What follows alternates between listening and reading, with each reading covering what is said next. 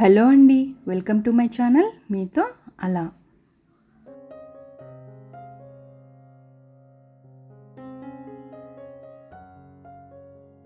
పండగలు వస్తున్నాయంటే మనకు ముందుగా గుర్తు వచ్చేది పువ్వులండి.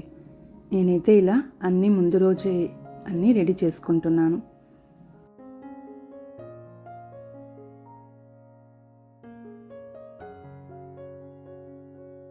పువ్వులు పండ్లు అయితే ఎంత కాస్ట్ అయిపోతాయో అండి. అసలు ఫెస్టివల్ వచ్చిందంటే ఇవి కొనాలంటేనే భయం వేస్తుంది. ఇక వినాయక చవితికి పండ్ల రేట్లు అయితే ఇంకా ఎక్కువ ఉంటాయండి. కానీ తప్పదు కనుక మనమైతే తెచ్చుకోవాల్సిందే. ఇక వీటన్నింటినీ వేటికవి సపరేట్ చేసి పెడుతూ ఉన్నానండి.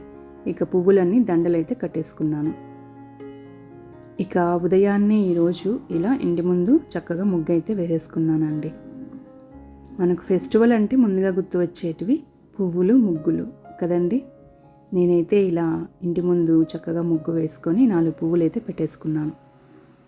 ఇక గడపకి కూడా పువ్వుల్ని ఇలా అలంకరించుకున్నాను.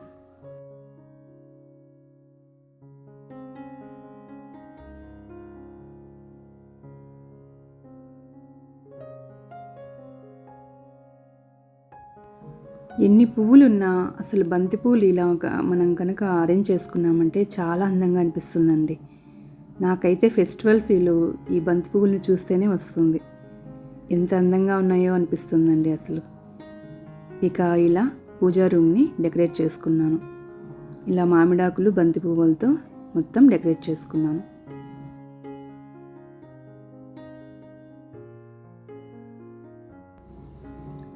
ఇలా పూజా రూమ్ని మొత్తం పూలతో ఇలా అరటి చెట్లతో మొత్తం బాగా డెకరేట్ చేసుకున్నానండి. ఇలా నేనైతే మట్టి వినాయకుడిని పెట్టుకుంటాను. ఈ ఆర్టిఫిషియల్ కలర్స్ వేసిన బొమ్మల కన్నా మనం ఇలా చక్కగా మట్టి వినాయకుడిని తీసుకుంటే మనకు పర్యావరణానికి కూడా చాలా మంచిదండి.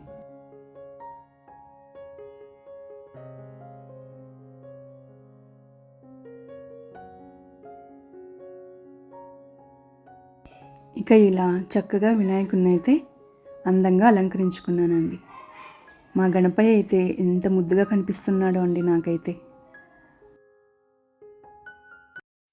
వక్రతుండ మహాకాయ సూర్యకోటి సమప్రభా నిర్విఘ్నం కురు మే దేవా సర్వకార్యేషు సర్వదా. అంటే వంకర తొండమును కలిగి పెద్ద శరీరముతో కోటి సూర్యుల తేజస్సు ప్రకాశించు దేవా, మేము చేయు సర్వకార్యములు ఆటంకములు లేకుండా పరిసమాప్తి కావాలని దీవించు అని ఆ తండ్రిని ఇలా ప్రార్థన చేసుకున్నానండి.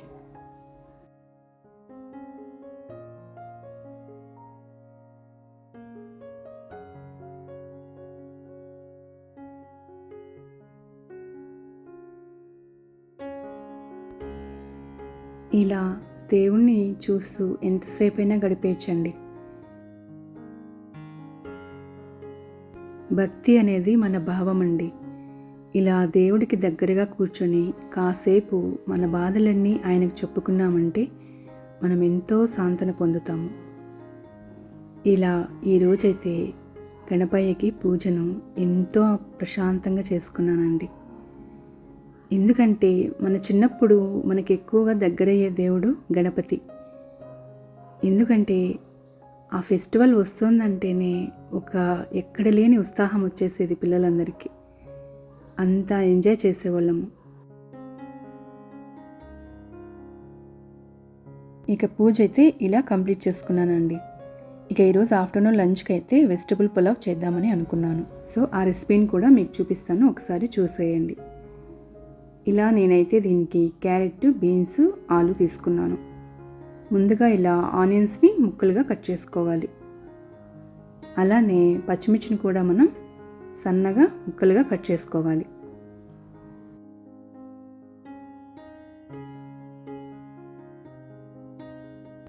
అలానే క్యారెట్ని కూడా ముక్కలుగా కట్ చేసుకోవాలి. దీనికి వెజిటబుల్స్ మన చాయిస్ అండి, ఎన్నైనా యాడ్ చేసుకోవచ్చు. అలానే ఆలు బీన్స్ని కూడా కట్ చేసుకున్నాను. ఇక ముందుగా ఇలా రైస్ కుక్కర్లో ఆయిల్ వేసి అందులో కాస్త నెయ్యి వేసి చెక్క, లవంగాలు, యాలకులు వేసుకున్నాను. అలానే షాజీరాను కూడా కాస్త వేసుకున్నాను. ఇది బాగా ఫ్రై అవ్వాలి.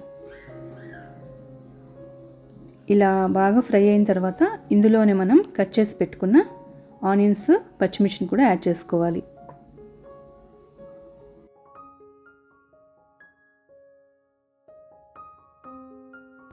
వీటన్నింటిని ఇలా బాగా ఫ్రై అవనివ్వాలి.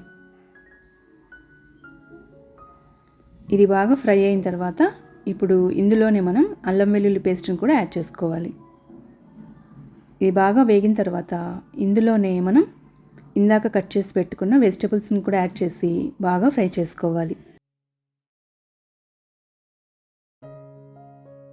ఇవి ఇలా ఫ్రై అవుతున్నప్పుడే మనం ఇందులో కాస్త గరం మసాలాను కూడా యాడ్ చేసుకోవాలి. ఇది చాలా ఈజీగా అయిపోతుందండి రెసిపీ. 10 to 15 మినిట్స్లో మనకు వెజిటేబుల్ పులావ్ రెడీ అయిపోతుంది. స్కూల్కి వెళ్ళే పిల్లలకి లంచ్లో కూడా దీన్ని మనం ప్రిఫర్ చేసుకోవచ్చండి. సో వాళ్ళు హెల్తీ ఫుడ్ తిన్నట్లు కూడా ఉంటుంది. ఇలా దీన్ని మనం సిమ్లో పెట్టుకొని బాగా ఫ్రై చేసుకోవాలి.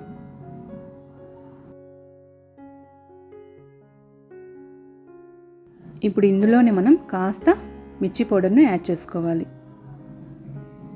ఇవి ఇంత మొత్తం బాగా ఫ్రై అయిన తర్వాత మనం ఇందులో బియ్యము 1 గ్లాస్ తీసుకుంటే 2 గ్లాసులు వాటర్ని యాడ్ చేసుకోవాలి.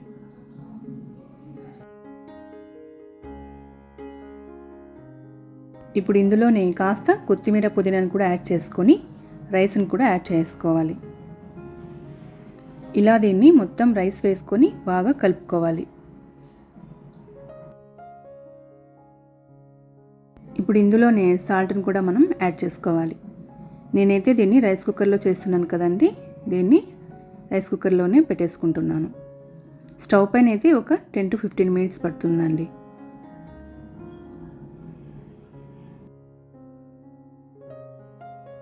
ఇక దీని కాంబినేషన్ అయితే నేను ఇలా రైతాను రెడీ చేసుకుంటున్నాను. వెజిటబుల్ పులావ్కు రైతా చాలా బాగుంటుందండి టేస్టీగా. చూసారా ఎంత బాగా ఉడుకుతోందో, అసలు స్మెల్ కూడా ఇల్లు మొత్తం వచ్చేస్తుందండి. ఇక ఇది ఆల్మోస్ట్ రెడీ అయిపోయిందండి. ఒక 5 మినిట్స్ ఇలానే పెట్టేసి ఇక తరువాత దీన్ని మనం సర్వ్ చేసుకోవచ్చు. అంతే అండి, చాలా సింపుల్గా ఎంతో టేస్టీగా ఉండే వెజిటబుల్ పులావ్ రెడీ అయిపోతుంది. సో దీన్ని మీరు కూడా ఒకసారి ట్రై చేసి చూడండి. ఇలా లంచ్ కంప్లీట్ చేసుకుని మా ఇంటి దగ్గర ఉన్న వినాయక మండపానికి స్టార్ట్ అయ్యామండి.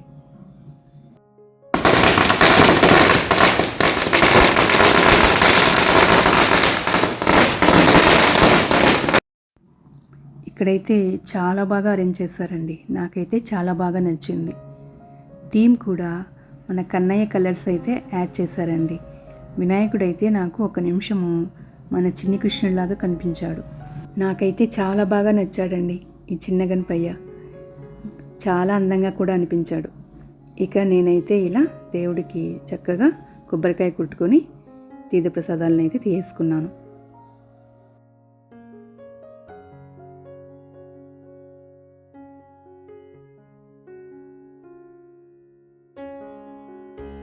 ఇక్కడ ఇలా చిన్న నెమలి, జింక అన్నీ చాలా చక్కగా ఉన్నాయనిపించిందండి.